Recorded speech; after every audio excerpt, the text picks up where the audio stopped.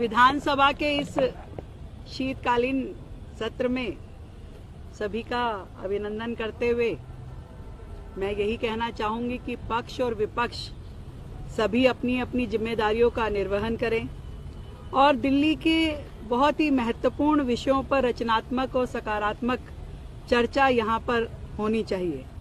सभी विधायक अपने अपने क्षेत्र की समस्याओं को सदन में उठाएं और विधानसभा का यह सत्र जो है वो पॉलिसी और डिलीवरी के लिए बुलाया जाता है, जिसमें बहुत ही महत्वपूर्ण विधेयक और चर्चाएं यहां होंगी। विशेष रूप से मैं ये समझती हूं कि पॉल्यूशन जैसा विषय जिसमें सरकार ने स्वयं से होकर के चर्चा पे आमंत्रण दिया है और सभी विधायक इसमें सार्थक रूप में अपनी भूमिका निभाएं और दिल्ली को बेहतर समाधान देने के लिए हम सब काम करें।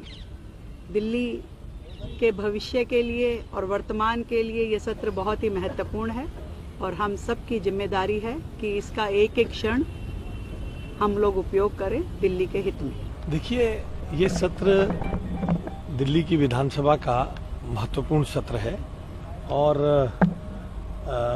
आज एलजी के अभिभाषण होगा। सरकार के कार्यक्रमों के बारे में एलजी चर्चा करेंगे और डिटेल में बाकी सब बातें अभी आपसे थोड़ी देर में मुख्यमंत्री जी भी बात करेंगे ही। दिल्ली की विधानसभा का जो ये सत्र है, इसमें दिल्ली के महत्वपूर्ण मुद्दों पर चर्चा होने के लिए विधानसभा बुलाई गई है। 4 दिन की विधानसभाएं स्पेशल सेशन गाली देने के लिए बुलाए जाते थे। जी, मैं आप सबको पहले तो बधाई देता हूं। ये नए साल के अंदर पहला सेशन है। माननीय उपराज्यपाल जी सरकार की उपलब्धियों की जानकारी देंगे। माननीय उपराज्यपाल जी आज सदन में अपनी बात रखेंगे। हम सबके लिए बड़ा एक गौरव का विषय है कि पिछले लगभग 11 महीनों के अंदर रेखा गुप्ता जी की सरकार ने अनेकों ऐसे काम किए हैं जो पिछली 11 साल की सरकार करने में नाकाम रही। अगर मैं कहूं कि पिछले 11 सालों में जो सरकार नहीं कर पाई, रेखा गुप्ता जी ने वो 11 महीनों में संभव किया है। चाहे वो कूड़े के पहाड़ों को हिलाने के और खत्म करने की तरफ दिशा पकड़नी हो, चाहे दिल्ली के अंदर जरूरतमंद लोगों के लिए अटल कैंटीन खोलनी हो, चाहे दिल्ली के अंदर गरीब लोगों का, जरूरतमंद लोगों का इलाज हो सके उसके लिए 10 लाख रुपए रखना हो, और खास तौर पर जो हमारा एससी भाईचारा है उनकी आय सीमा 2 लाख तक की जो थी उससे वो सिर्फ बेनिफिट ले सकते थे, उसको बढ़ाकर और लगभग 2.5 गुना 3 गुना तक भी उसको उन लोगों को दायरे में लाना हो।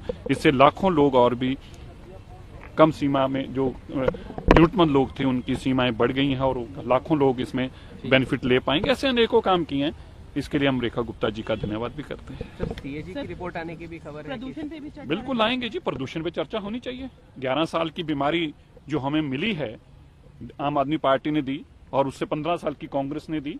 1985 के अंदर ये पहली बार सुप्रीम कोर्ट में केस गया था कि दिल्ली की हवा गंदी है। 85 से लेकर 2025 तक ये जो एक लगभग 40 साल का वक्फा निकला है, इसमें कोई भी सरकार नाकाम रही। ये सारी बातें तो कैग रिपोर्ट की भी जानकारियां हैं, वो आनी चाहिए।